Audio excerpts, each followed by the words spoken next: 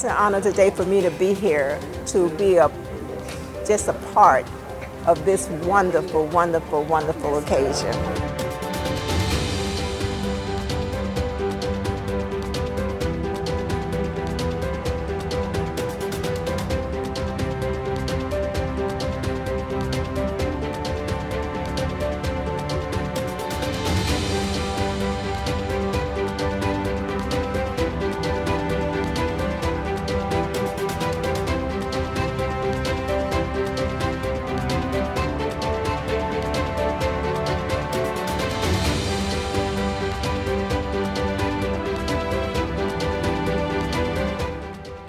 Wonderful. There were so many good friends here that have been mutual friends of ours for years, and we're so glad that they could all come out to support John and Jewel.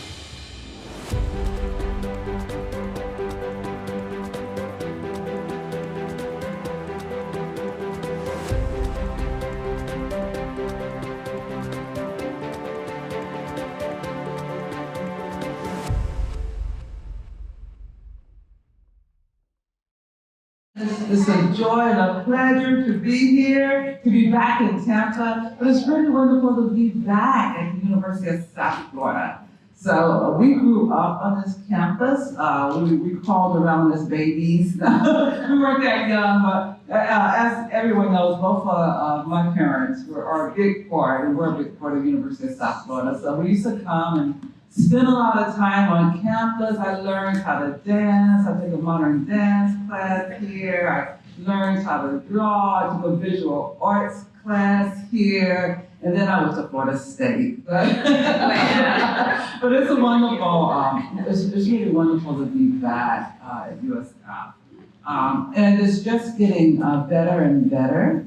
And one of the things that's making it better is that we have Dr. David Ponton III here, and he's going to come up and say hello. So Dr. Ponton is a graduate of Princeton University, and he received his PhD from Rice University. He currently serves as the director of the Institute on Black Life. Yeah. He's chair of the newly endowed Racial Justice Initiative in the College of Arts and Sciences.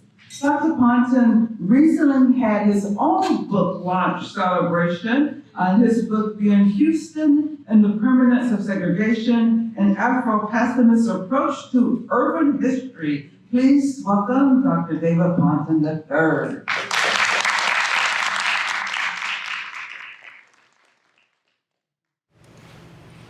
Good afternoon. I am very grateful to be up here. I had to prepare some notes to share with you. What a wondrous occasion. I like to thank the Academy. That's the wrong one. Let's try this again. Okay, what a wondrous occasion to be here witnessing the joining of two, that is also not holy matrimony. That's not what we're here for. This is why you can't have ChatGPT write anything for you. So let's do it off the cuff. So thank you for the wonderful introduction, Angela. My name is David Ponton. I'm an associate professor here at USF and the director of the Institute on Black Life. IBL was founded almost 40 years ago in 1986 by no other than the illustrious Drs. John L. Smith and Jewel Shannon Smith. It is their legacy. So we're here today because of the work that they did in believing that USF needed an institute that would bridge research with the community. The Racial Justice Initiative, which is recently endowed and placed under IBL, is the effort of a lot of folks, including Dr. Elizabeth Horridge Freeman, to find ways to continue to make sure that USF would do racial equity and justice work in the Tampa Bay area. Right now, IBL and RJI are really focused on student success. We have 9 interns, undergraduate interns placed doing work throughout the Tampa Bay area, including archival research, health equity work in barbershops and community centers, get out the vote campaigns here on campus and in St. Petersburg. So the legacy of John and Jewel still stands very strong, and we're so glad to be here to honor them today. I'd like to also welcome you all here into this alumni space. My wonderful colleague, Nicole Luckett, who is the Assistant Director of Community and Affinity Programs, did all of the hard work to make sure that we were here in this space today. I don't see her in the room, but I want to make sure, there she is in the back. Thank you so much, Nicole. And if Nikki is responsible for helping us get in this space, the reason why it makes sense that we're here and that everyone has a place to sit and there's food is because of my program coordinator, Rebecca Soul, who's back there. So we're just so happy to have everyone here. I know that I'm standing between you and food, so I'm going to cut it very short.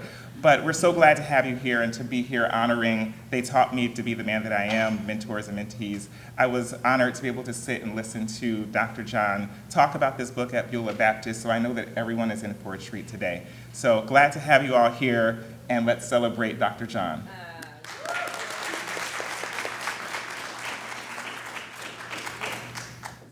Now we're going to move forward with the real reason that we're here, and we are celebrating They Taught Me How to Be the Man I Am.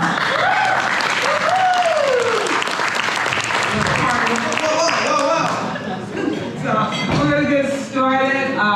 We have a guest interviewer, Mr. Ernest Hooper.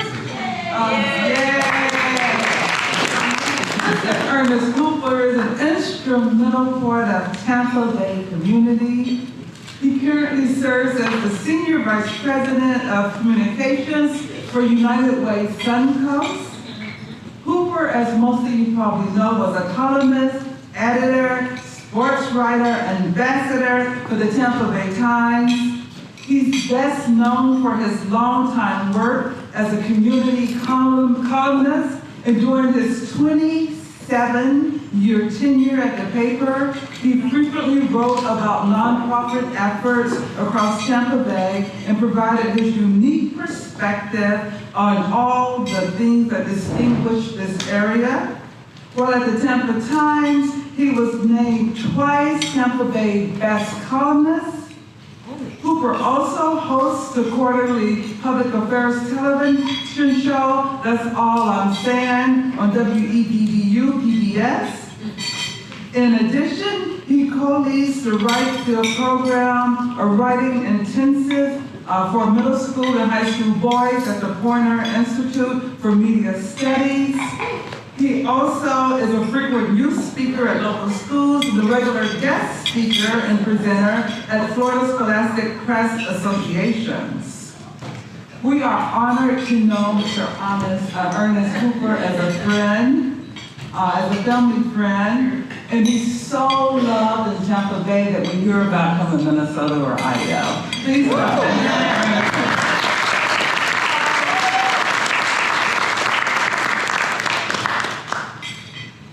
And now I'm going to introduce someone that I've known for quite a while, quite a good little while.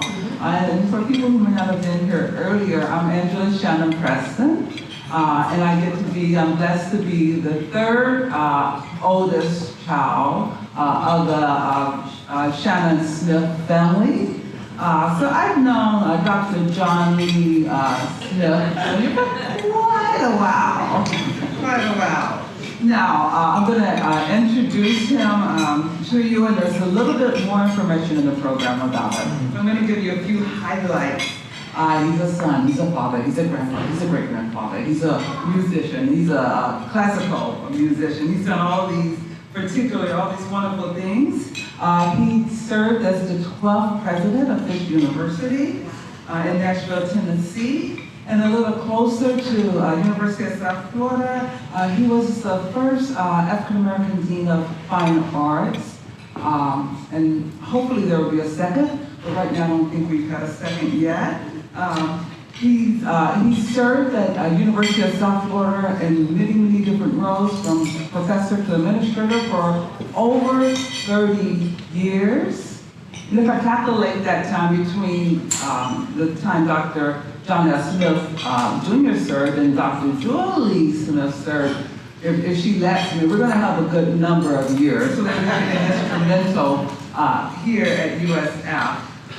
Dr. Smith, John L. Smith Jr., helped to establish the Institute on Black Life, and it is such an honor to be here and be a part of the Institute on Black Life and have them as one of our sponsors. He also helped to establish the MLK Center, that's the plaza that's here.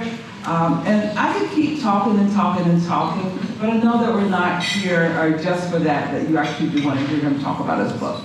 So I'm going to stop talking, and it's just a great honor. I feel really blessed. I have to tell you that. I remember reading one of the early scripts of this book, and I remember when Dr. John talked about writing a book, and it's such an amazing blessing to see it. I have read it. It is extremely good. If you don't have your copy, please get a copy. Get a copy for a friend. But it's just a blessing for me to be here and to be able to introduce him. So please come up, Dr. Smith, and we'll listen to you in earnest in the interview. Appreciate you. Yes. All right. Well, good afternoon, everyone, and thank you for being here. I'm honored to have this opportunity to help John share a little bit more information about his book. We're going to converse probably for about 30 minutes. You're going to learn a little bit more about the mentors in John's life. You'll learn about a particular moment where John put his life at risk. I don't think that's hyperbole, that's accurate. And we'll talk a little bit about John and Jewel coming to the University of South Florida and share a little bit about that. But I want to start by asking you, John, to talk about the genesis of the book. You set out to determine how a shy introvert from deep South Louisiana became America's first African-American professional orchestra tuba player, first black dean at the University of South Florida, and president of a major university. How did that exploration, how did trying to determine how you reach those lofty heights end up in this book? Well, long story made short, right? If you want the long story, you have to get the book. But I was at the end of this sort of career pattern and was looking for, a moment of de-stressing and relaxing and retirement. And I was looking out my window at the squirrels and the palm trees and just kind of, hanging out with myself. And that was a nagging question. And the question was what you said. It just kept nagging at me. Reflecting on where I came from. And this is a little town called Bastrop in northeast Louisiana. And this is in the late 30s and growing up through the 40s there in that community. And Bastrop, since you may not know, is just 11,000 people surrounded by cotton fields with black people picking and hoeing. And it's had a paper mill there with black people going out, cutting their lumber and hauling it in to the mill, etc. And this was the environment I was in. Also, my community, little small community, was only about 125 miles where Emmett Till, a few years later, body was found mutilated. So you get a sense. And Bastrop was a sort of home of the Klan. The Klan was very active in that area. So this is the environment I was born in. It was not hospitable for a young black boy or black families. So the question, as you pose it, how does one come out of an environment like that and somehow or another do become the person I am and accomplish some of the things? So, long story short here, the mentors, the people. I came up with that. That was the only thing that directed me from one challenge to the next in growing up and developing. It was people. I couldn't not be the person I am, accomplish the things without all of those people. I am literally pieces of all of these individuals. And there's 16 of them in the book. There were a few others I had to leave out because the book got too long. You know, so I had to choose and pick the ones that I thought were most influential. But these 16 people were really extremely important in how I developed into the person I am. Yeah. So we're going to talk a little bit about some of those 16 people, but before we get into that, I just wanted to give you an opportunity to talk about one of the themes that you have woven throughout each chapter, and that's about music and the importance music played in your life. Can you talk a little bit about why it was so important for you to weave that theme of music throughout the book? Yeah, well, it was a part of me. It was the thing that carried me from one thing to another. It carried me from, once I discovered I enjoy and love music, it carried me there to my undergraduate work, it carried me there to my graduate work, and then it carried me to my profession as a tuba player. So you couldn't help but interweave it into the book because it was a thing that, along with the people, carried me through my life and to meet some of the objectives that appeared as in terms of what I accomplished. Yeah, you know, one of the things you mentioned in the book, John, that I found striking was that your father never got a chance to hear you perform in the orchestra. No, he didn't, and I'm saddened by that because he was there from the very beginning as a father. And he championed, my mother and father championed the fact that at some point in my life, I have found a passion because early on, for the first 6 or 7 years, I was just a kid who loved playing and didn't have a focus. So he and my mother, once I found a focus, which is the music and then tuba, they were just overjoyed, and they were willing to do whatever they could to do it, including buying me instruments or whatever. And ultimately, I learned to play the tuba very well and play some orchestras and whatever. But my father was never able to leave his profession for the most part, which is the grocery store, which is another story in terms of how I grew up, what part he played, and what part being around him in this grocery store played. Yeah. Okay. So we're going to talk about that in Yeah, I know. 1 minute. But I did want to ask. You know, you don't shy away from detailing the abject bouts of racism you and your family experienced, and it really adds some heightened drama to the book. I mean, you talk once about how your parents had to flee town because there was a lynching taking place.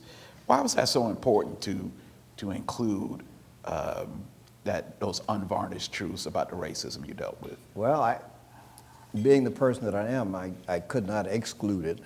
It was kind of a harsh part of my existence, kind of the thing that makes your life uncomfortable all the time because you're a black individual, and the hostilities that you experience being black, you just can't sweep them under the rug. And they continued. I mean, racism continues even today that, you know, imposes things upon we as black individuals all the time. And you just can't sweep those under the rug. Right. So if you're going to be true to yourself and true to the life you live and true to the people you communicate to, including the readers of my book, you have to bring those things out. Yeah, absolutely. So let's talk about your father. He was a self-made businessman. He turned a small grocery store into a thriving business while dealing with some of that racism in Bastrop. And you describe him as having a kind, gentle character, resolute courage, and business acumen. We have a passage that I would like for you to share with the audience about his spirituality. And I just personally found this really fascinating. If you could read that for us. Be happy to. This is the first chapter in the book. It's my first mentor and my father. And my father lived to be 97, so he was my mentor for a long time. And he worked long hours in his business, his grocery store. Some of it is because we needed that as financial means to live a comfortable life. But some of it, I discovered, was because of his customers. He would always say, my bosses are my customers. He worked for his customers.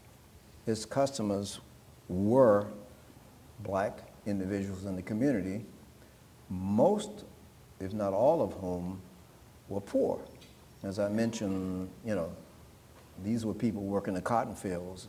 These are people working in the lowest jobs in the mill, paper mill there. And so these were very poor people. And they needed food, fresh food on a regular basis because they didn't have refrigeration in their homes. They didn't even have ice boxes.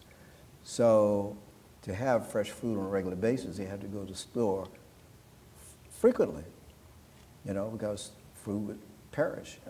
And so he stayed open 12 hours a day, 6.5 days a week. The only time he was not in the store and didn't have it open was on a Sunday afternoon. So he was probably pretty tired, even though I never thought of him as being tired. He never presented himself. But there were moments when I saw him in a rather resolute way, and I think part of it was because he was tired, and part of it is probably he had certain thoughts that he kept to himself because he was a quiet person. It's one of the things I inherited to him. You may not think so right now, but I'm a quiet person. So in my book I wrote, as I thought about a moment in which he exposed himself to me as this kind of a quiet, resolute, introspective person. His exterior facade had always exhibited a calmness demonstrative of Buddhism, yoga, and other meditative practices. I recall when sometimes summoned by him to the master bedroom, seeing him there after 12-hour work days, alone, sitting in his favorite rocker, knees pulled up to his chest, with both feet in the seat, silently rocking in small motions. We knew not to disturb him during those personal moments unless called. But I often wondered what he was thinking about in that relaxed and serene state, which was never included in our conversations. Was he in touch with a spiritual source? Was he thinking about the business or the next fishing trip or the next church which he was newly involved? Or was he thinking about how to maintain racial harmony to sustain the peace and security for his family? Was he mentally reviewing past episodes of his life, evaluating accomplishments? Or maybe they were just random thoughts about the present and the hereafter. whatever they were, the quiet, nonverbal man never revealed to me. Yeah, you know what I think what I appreciate so much about that passage is that I see a lot of that in you. I think you inherited some of his introverted characteristics. Would you agree with that? Do you feel like? Yeah, I do.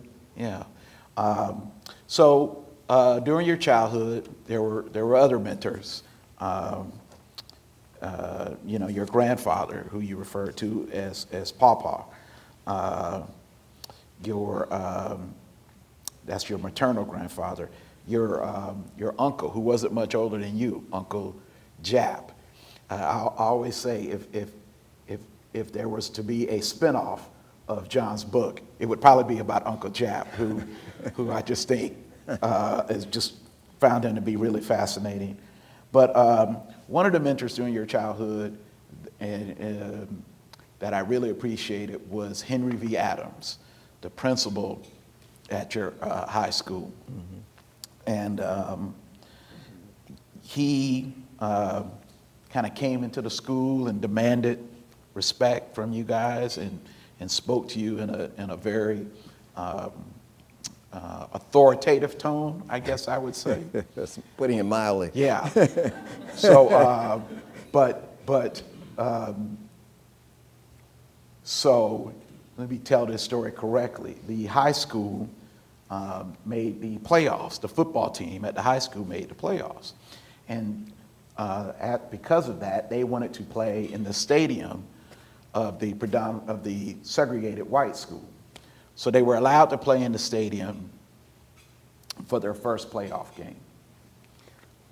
Due to some spurious reasons, the school board decided that it could not play there for the second playoff game. They won the first playoff game. So the students at the all-black high school, including John, were upset. And John, what did y'all decide to do because they weren't going to let the football team play in the stadium? Well, yeah, we were real upset, and we called it what it was. It was kind of a racist act. What occurred after the end of the first football game, and of course, the stadium in the white school was in the white section of town. And in order to get to that stadium, when students and parents and all those who were attending had to go through the white community to get to that stadium. And here again, most of the people in Bastrop were very poor, didn't have cars, so they had to walk. So they walked through that part of town.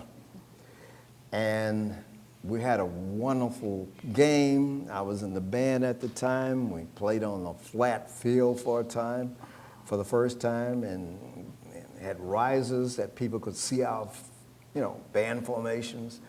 And it was just a glorious occasion in which we won the game. So, as you said, the next thing was to play the regional playoff.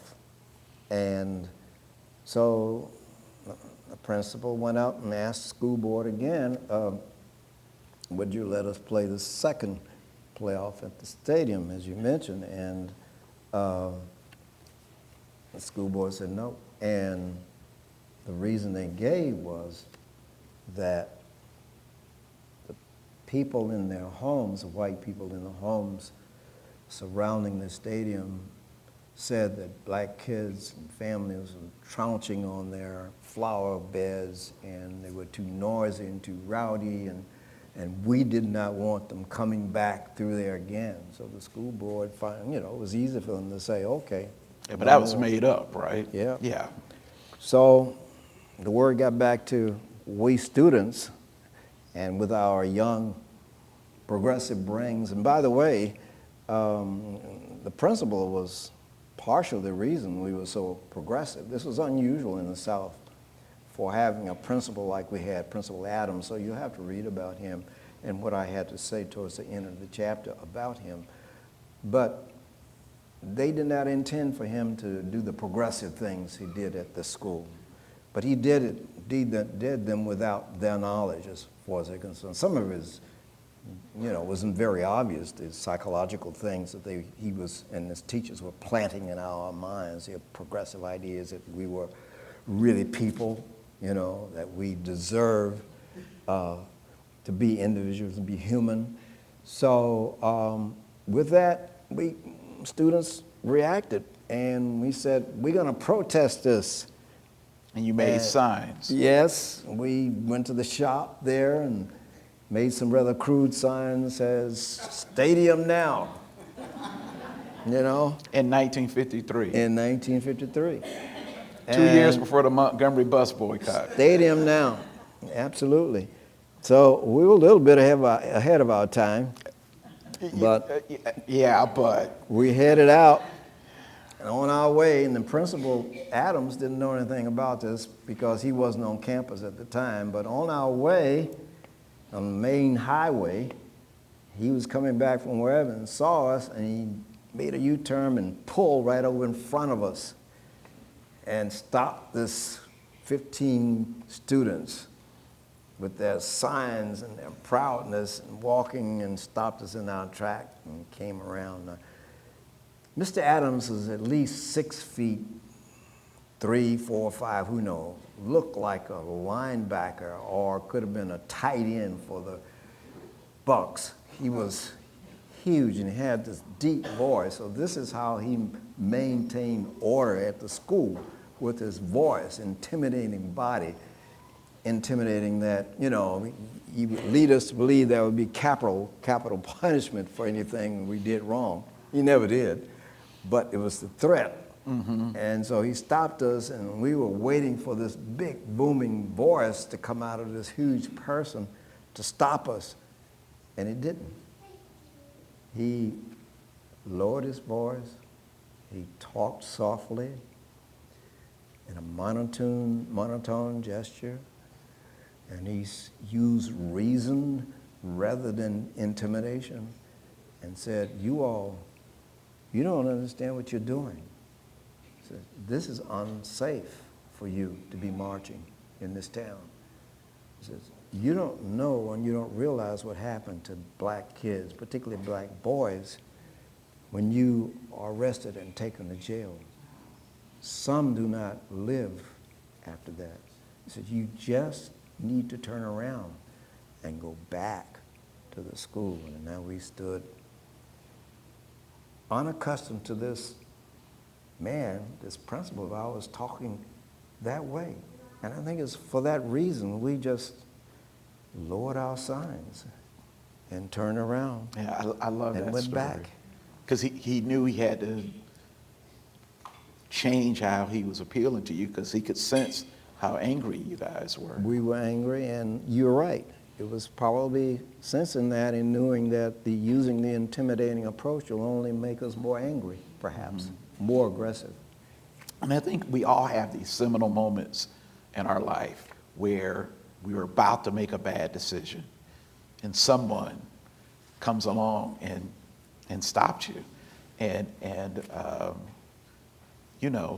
John, I don't know if you'd be here today if you had made it to downtown Bastrop with those signs. That's what he was afraid of. Yeah. He was protecting us. And while we were sitting there, while we were standing there, and he's talking to us, guess what? A police car, worst thing besides the Klan, drove up on the highway next to us. The two white policemen looked over at us. The one on the passenger side close to us, he finally said, and they didn't turn on the lights. The siren didn't suddenly start screaming. But the policeman on the passenger side looked over at us and looked over at our principal and said, Adams, you got this under control. And Mr. Adams said, yes, sir, I have this under control. And he says, good. And then they sit there another moment, stared at us, and then drove on off. Mm-hmm. And I would imagine that our principal was very relieved. Yes, yeah, absolutely. So kind of moving forward, you continue to play the tuba, you become elite at performing, you end up at Lincoln, and tell me a little bit about how music influenced the path you took from Lincoln to IU to eventually you end up at Langston.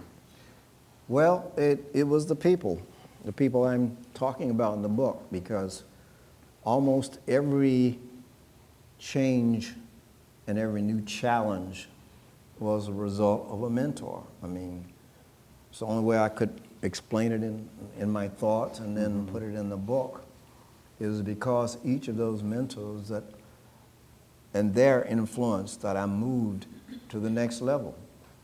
So it was because of my high school band director, Mr. Strickland. I have a chapter in there about him as my mentor and my music teacher and my band director. He went to Lincoln, and finally when I decided in my senior year what I wanted to be, here again my parents were concerned when I got to be a senior and I hadn't agreed that college was the next thing I should do. So, that time I said, I want to be a band director. And I want to be like my band director, my teacher, Mr. Strickland. Which meant I want to go to college where he went to college. So there led me to Lincoln University, his alma mater. And I wanted to study to be a band director there as he did and be, successful band director as I thought of him as being. So that's how I wound up. First of all, my first step as becoming a music professional, which was, first of all, to be a band director. But then I got changed a little bit later on. Can you talk about another one of my favorite stories? You needed a new tuba, and your parents agreed to purchase a tuba, but you had no idea what that meant to their finances, and you only discovered that later in life, right? Yeah. My parents put a lot of money out, probably all of their money out, into my sister and my education, and with their modest means. My father with his grocery business, serving mostly poor people. So, his profits weren't huge. My mother finally got her degree late after I was born, my sister was born, and got her degree late at Grambling College and became a school teacher. So they had that income. But when I got ready to leave Lincoln, and with the influence of one of my other mentors, David Baker, decided that the next thing to do was to go for a master's at Indiana. And then we found out from the Indiana University, very famous music school, that I needed my own tuba, because up to that point, the university and the high schools were buying the big horns, big percussion instrument. So I hadn't thought about buying a tuba up to that point. But they said, if you're going to come to Indiana University and you're going to study tuba, you're going to have to have your own professional level tuba. So I informed my parents, and here again, they're just so happy that I found something, a passion that I was going, and found something that I could really do and excel in. So they said, okay, we'll see what we can do. Next thing I knew, I was instructed to go uptown with my Lincoln University mentor to the music store and pick up the tuba that was prescribed by the Indiana University faculty. And this was a tuba that very professional, German-made professional instrument, made for professional orchestra players. And it was, as I found out later, at least $1,200. Now this is back in 19 61, 62? This is 1959. 59. Yeah. $1,200 in 1959, folks. That's at least 10, I know there's an economist who can do the inflationary numbers for us. at least 10,000 more in today's. Yeah. Yeah. So later on, after my parents passed and I was going through the paperwork, and I found out how much it cost, the $1,200. But the fantastic thing about it is they took out a mortgage on their home Wow. to pay for it, because my parents had always paid cash for everything. It was self-preservation, not to be indebted to the white establishment. So they always paid cash, never indebted to anybody. So here they were going in debt to pay for my tuba so I could go to Indian University and study. When I found that out, it just brought tears to my eyes and blew me away. A mortgage on their house to pay for my tuba. Yeah. Incredible. So another one of my favorite stories. Real quickly, you go through some other life changes. You end up at Langston as an instructor and a professor. And so there is the quiet resolve of your father that is within you. But this is the late 60s, and there is the Black Power movement that is kind of infusing in another way. And you're evolving. Yeah. You're changing, John. Yeah. And talk a little bit about that transition from being the quiet, shy introvert to someone who believed in the movement. Yes. Yeah, and just a little context, if I can make it briefly. When you're in classical music and you're studying classical music and you're really getting heavy into classical music because it's your profession, it's about Western European culture. It's just predominant culture in this country. And so while I was at Langston teaching the kids there, students there, it was when this whole Black Power, Black identity thing came into being. And I'm teaching these kids who are demonstrative of this movement. They implemented, they were an example of what was going on. So you talk to them in music, they want to hear, talking about jazz and Aretha Franklin and all those people who were their role models at the time. And I'm standing there, what is this all about, And so with the movement and the culture change, I realized that my blackness was on hold, that it was never developed. I never developed as a real black individual. I developed in terms of the culture. I developed as a European. European music was. So it was a major personal change for me to realize that, no, I need to learn who I am. I need to learn my black roots. I need to understand these kids because they can help me understand that. And they did. Yeah. They brought me through that. And so I became a real progressive. And you brought those lessons to the University of South Florida. I did. And folks, this is what we call a tease. In the book, there's a moment where John revealed a very different side of himself. He had a conflict with one of the professors here, and it's probably a side that none of you have seen, but I want you to know it exists. I have confirmed it.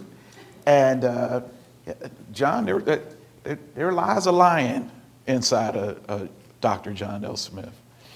And I think that is why you have the Institute on Black Life today. I think that is why you have a statue of MLK near the Marshall Center.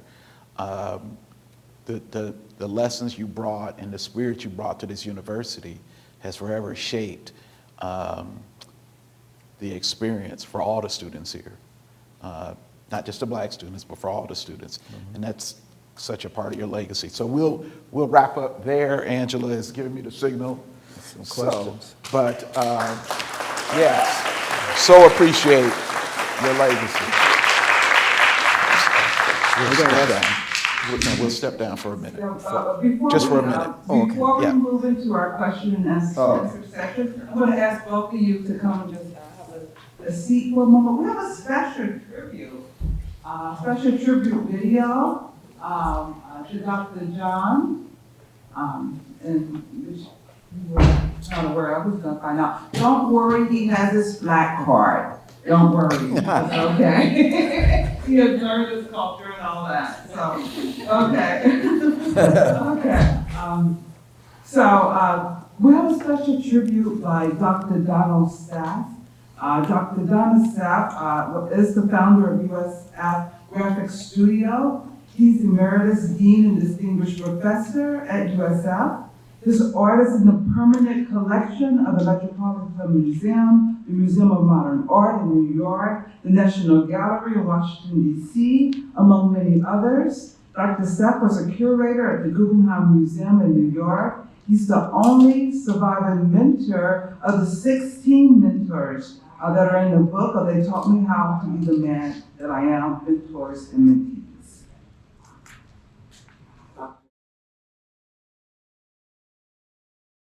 Mentoring, it's a strange term. I mean, John is a self-made man. I mean, mentors create shadows. And the important thing is that John might have been in that shadow for a short while, but he stepped out of that shadow. And that's what's important. I think it was, to paraphrase Ralph Waldo Emerson, any institution is the lengthened shadow of that institution. And I think that John lengthened the shadow. He went beyond, the mentor's shadow. And I think it's, the character that he had that added to the character of the institution. And I think that's what, that's what people who, have something to offer, have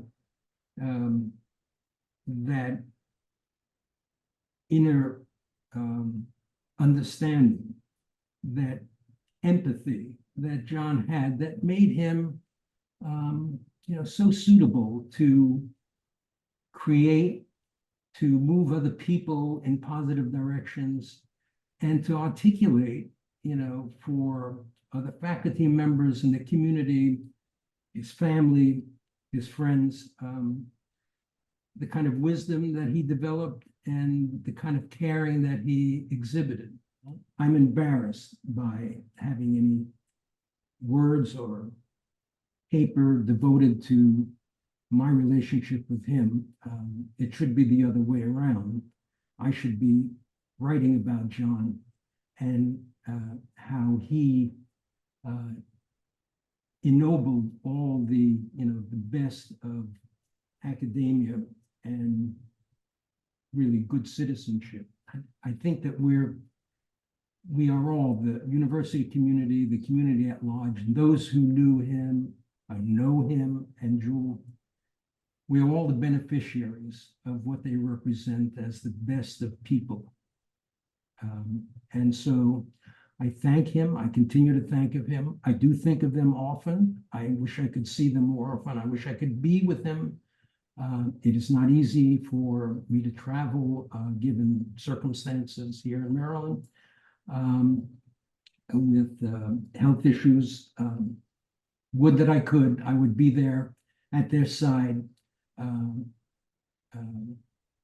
holding their hands and expressing my love for both of them. So I express it through this virtual reality, which in that case should be virtuous reality.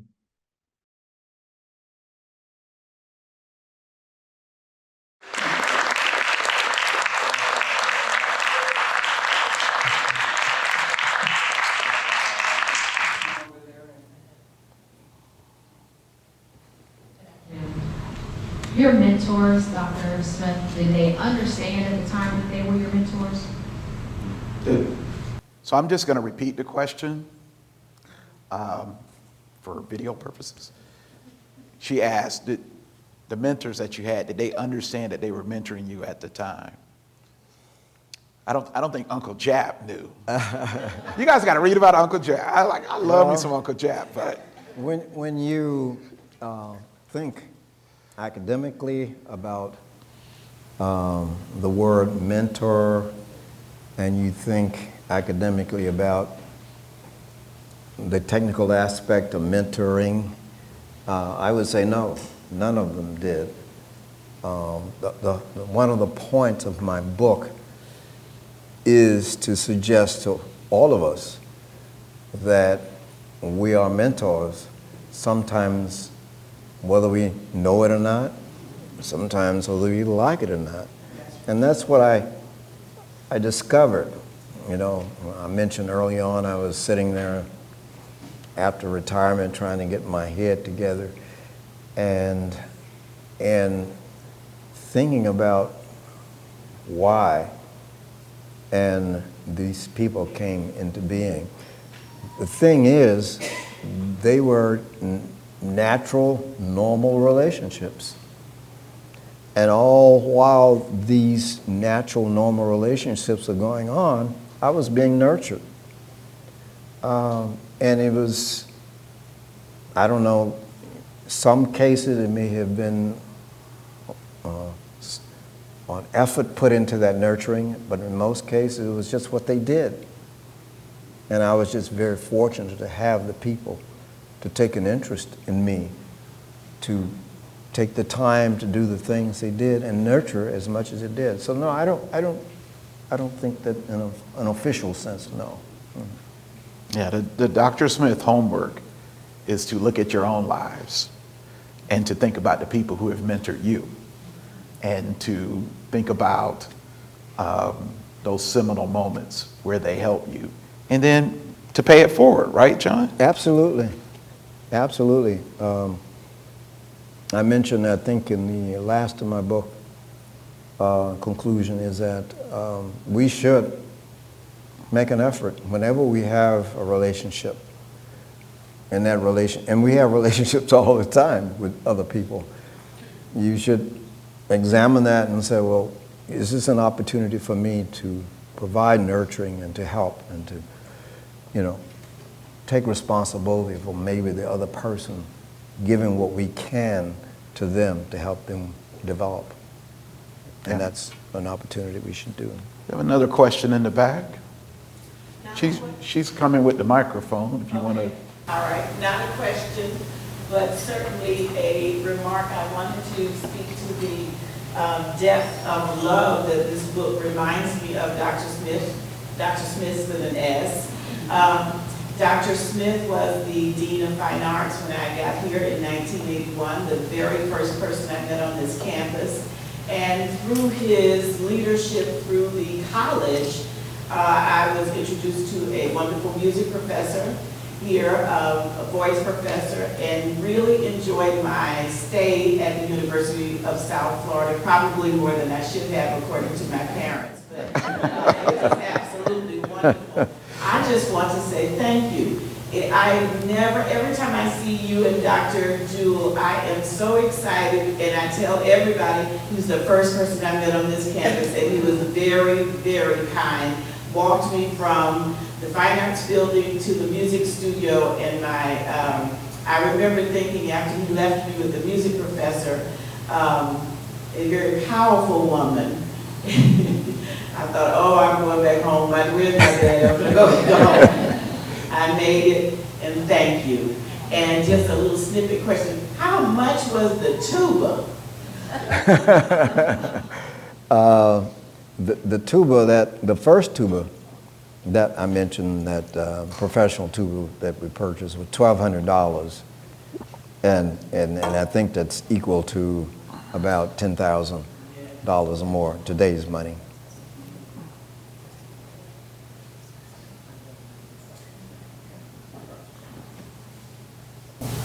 Good afternoon, everyone. I also want to give give thanks and appreciation to Dr. Smith's plural for all the work that you all have done here at the University of South Florida.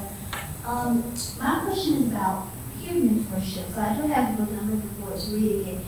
You talk at all about peer mentorship in the book, or is it more like the traditional mentor-mentee type of relationships? Yeah, the question is about peer mentorship, and is that included in the book? I think one of my favorite mentors falls into that category of peer mentorship, right? Which one was that? Well, I'd say Uncle Jack was a bit of a peer mentor. Yeah. My Uncle Jap really was a surrogate brother. I had a sister, big sister, and 2 years older than I was. But she was a sister. We had our issues early on. Uncle Jap was 6 years older than I was. And it was easy for him to become my big brother. And that's what he became. And he was my big brother until he passed. And so his issue with me and how he helped me so much was, and what his concern was for this quiet, introspective person that I am, right? Yes, yes. He thought I needed social development. So he took that on as his big brother, one of his big brother tasks. And I thank him for that. Yeah. Yeah. John discovered what playing the dozens means from How Uncle many Jim. know about the dozens?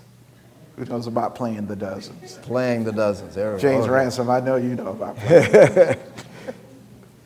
Question. He exposed me to that, not intentionally, but he explained it to me when it happened. Well, thank you so much for sharing your experiences. And I was doing that homework of reflecting on my own experiences where you need to talk, and I was thinking about how, especially when I was in graduate school, I missed some mentorship opportunities because I was hard-headed or naive. I just didn't know. And so then I realized in retrospect, especially when I became a professor, I was like, oh, they were trying to mentor me, and I just didn't get it. Do you have any examples of that, or were you better than I was in accepting this mentorship? So do you have any examples of when someone tried to mentor you and you didn't realize what they were doing and you didn't accept it? That's a good question, and it requires here again some, kind of retrospection that would take some time, because I was shy, as I've pointed out, and it comes out in the book. Early on, I was shy, introspective, introvert, and that continued on. You don't think I'm that way now, do you? But anyway, that was just a part of me. So it was, it would have been very easy for me to sort of distance myself from people who were trying to enter my life and intervene in my life. So I would imagine there were people, and if I thought hard enough about it, I would come up with a number of individuals, I suspect, who tried to enter my life, tried to intervene in my life, but I just, because I was so intimidated sometimes by other people, that I just went the other way. And yeah, I would say there were a number of people who tried, and if I thought hard enough about it, I'm sure I would come up with a number of people. And I think another one of the lessons is that you're never too old to have a mentor. And Reverend A. Leon Lowry proved to be a mentor well into your adulthood. Yeah, we had arrived in Tampa in 1972, and 5 kids, and trying to find a place for religious attachment. And more concerned about our kids having religious education, and wound up at Reverend Lowry's church. And I attended that church 7 years before I joined. However, my kids and Jewel were regular attendees as well, but they were already Baptists. I grew up Methodist, had a little bit of Catholic experience, and wound up becoming Episcopal before we met. And so it just took me 7 years of attending a church under Reverend Lowry's leadership and his wonderful sermons, and the Wayne Leonard, the organist, who had powerful interludes, musical interludes, that I said, I must join this church. And he, before that even, I considered him someone that through my listening to his sermons, because his sermons went beyond just zeroing in on just the Bible. Reverend Lowry was a liberal arts student at Morehouse. So he studied the arts. He knew history, he knew sociology, psychology. And he could come at a sermon with all of those things to help you understand how you address issues in life from a spiritual perspective. And so through that, he was my mentor at that point. Other question? One more. Yeah. Dr. Smith, for all of you here, people down there. For those of you that don't know, Dr. but my great friend, both my great my mentor. I just want to make sure I'm here to let everybody hear me and you. I realize I'm going on TV. And there's not a day that I'm not here that I don't understand that I stand on your shoulder. And I think it's very appropriate. Yes. I think it's very appropriate that Dr. Stan both stand here.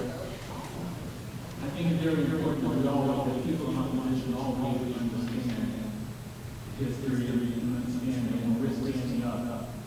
The people who are listening to us. So thank you. The book was wonderful. This is my second book signing. It won't be on that last. But thank you so much. Thank you.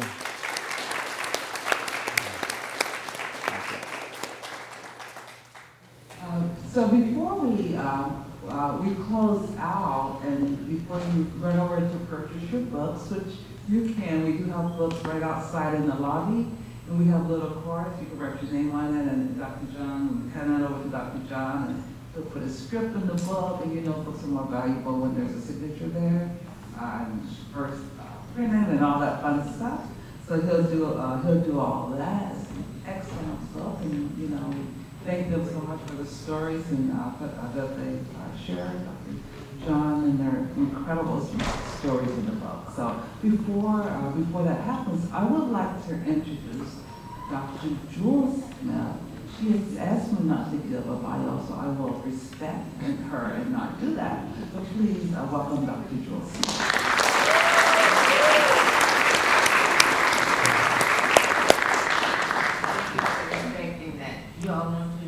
No, I just want to intervene just for a second, because I want to thank everybody personally for being here. I walked around and saw some of you and thanked you, but I want to say thank you publicly to everybody for being here. You could be 1,000 places on a Saturday afternoon, and I appreciate you being here. I thank all of the people who work so hard to make this place look so beautiful and welcoming. Thank the caterers for the wonderful food. And I want to thank the sponsors that you see in the program for the sponsorship. And finally, I want to thank my spouse for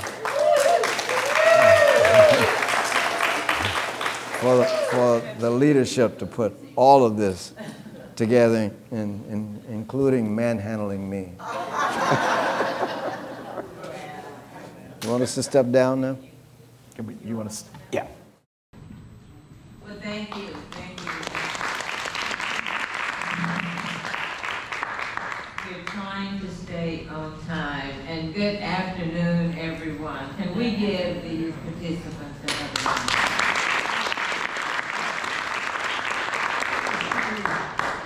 Mrs. Preston, our very special associate minister, did she leave? Thank you so very much. She's an associate member of Healing Baptist Institutional Church.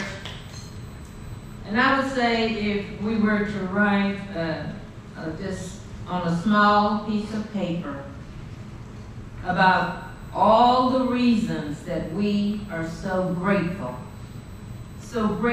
to each one of you today, it would fill the room. Not only would it fill the room, it would fill the university.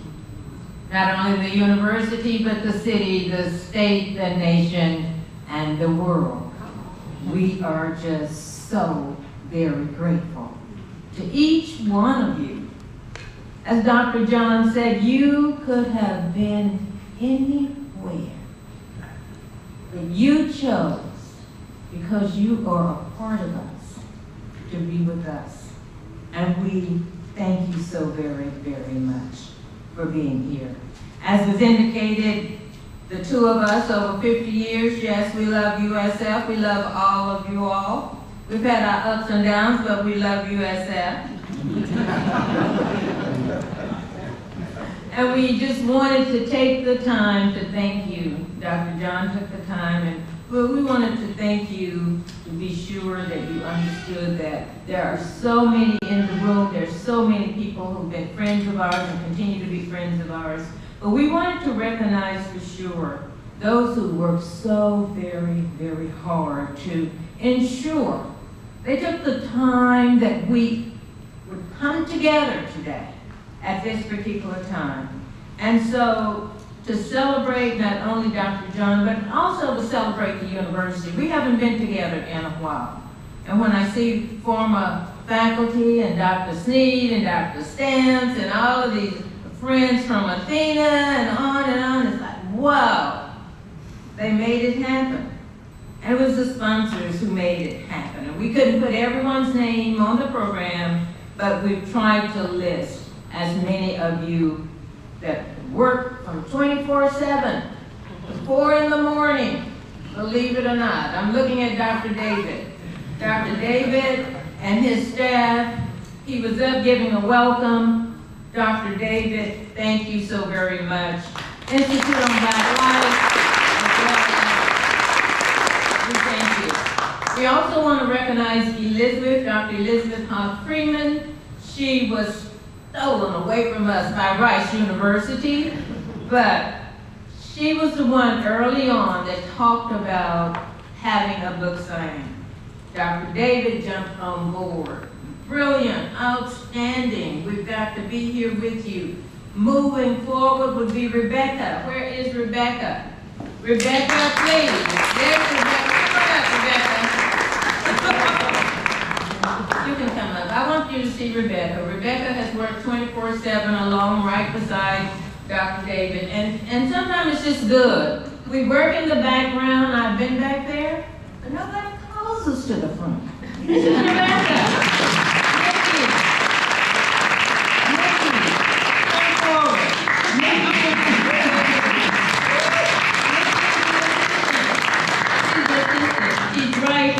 They're the sponsors and the co-sponsors who help to make things happen. These ladies have worked, Dr. David, their crew, their team, just work together to help to make this as possible, as beautiful as possible. Thank you all so very, very much. And what can I say about Kelly? My very good friend Kelly, Senior Director of Development. Kelly has been right there. She helps us with our scholarships. We have scholarships, we continue to be on scholarships. Kelly is on board. So Kelly, we wanted to thank you. It was Kelly, ladies and gentlemen, when I have continued to talk with Dean Saff. He is a special, special man. He is the... This is when he wore his fro. I told him about that. And he wanted to be here, as he said, but he could not. So I was expressing to Kelly, gosh, Don wants to be here, he can't be here, I'm working with him, Ruth. And Kelly says, well, Dr. Jewel, why not go ahead and put together a video? And I said, well, Kelly, I hadn't thought about that. Well, you have the MC, Ernest Hooper, who can do anything. So, but Kelly, thank you. It was Kelly's idea. We got down on the phone. He took the time. We have been working on this a long time, Dr. Jones. It's been a long time. And he wanted to be here, but he could not. Ernest then took the time. Right now, he's in the process with the United Way, working with families and all this, while his boss, Jessica, could not be here. But we thank you, Ernest, for taking the time to do the interview and work with John. Let's give Ernest another round.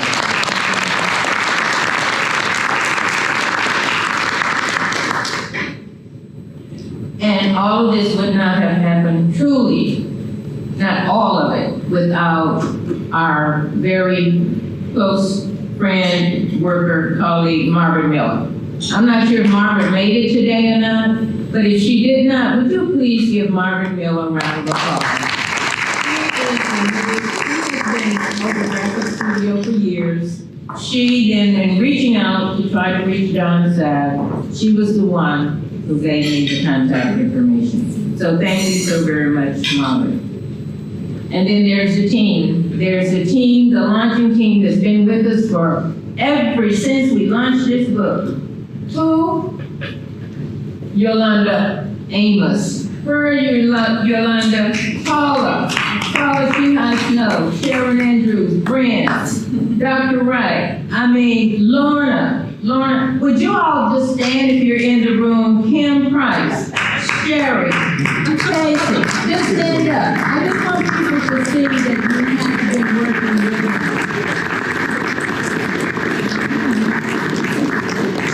No one wants to be recognized. That's okay. Thank you for standing, because you've really been a blessing to us. And anytime people are a blessing to me, God said I had to recognize you, so you don't want to be disobedient. Just stand. Because then sometimes you want to stand and no one's going to call on you. Andrew Burgess, who's helped me continuously with the papers and the program and all. I must say that we put together a different program, Dr. John, and you did not see the photo of Dr. Don Saff. And if you notice, he is right here with the information. We are so honored for him to continue to be our friend. He is the only living survivor, and we are just so grateful. And that's basically our thanks to all of you, the sponsors. The Pretty Women in Pink. The Pretty Women in Pink? Who? There's some Pretty Women in Pink. I'm told around here. The Pretty Women in Pink, and you know, they do not fall into just like a Delta Sigma Theta, AKA. They don't fall into it, or links or whatever. They fall into a category, and they're in pink. I wonder why they're in pink, Angela. I think your link sisters are wearing pink today. You think my link sisters are wearing pink today? I wonder why they're wearing pink today. Somebody tell me. Breast cancer awareness. Breast cancer awareness. Can we give these ladies a round? Would y'all stand, please? We are celebrating breast cancer awareness. Thank you. Thank you so much. And I want you to know they had a meeting all the way in South Tampa. They fought the traffic to be here with us today. I could not make the meeting, but thank you all for being here for us, especially. Amen. Thank you, Ann. I'm finished. I just wanted to be in the room when it happened, so we were here when it happened. All right. Have a blessed evening.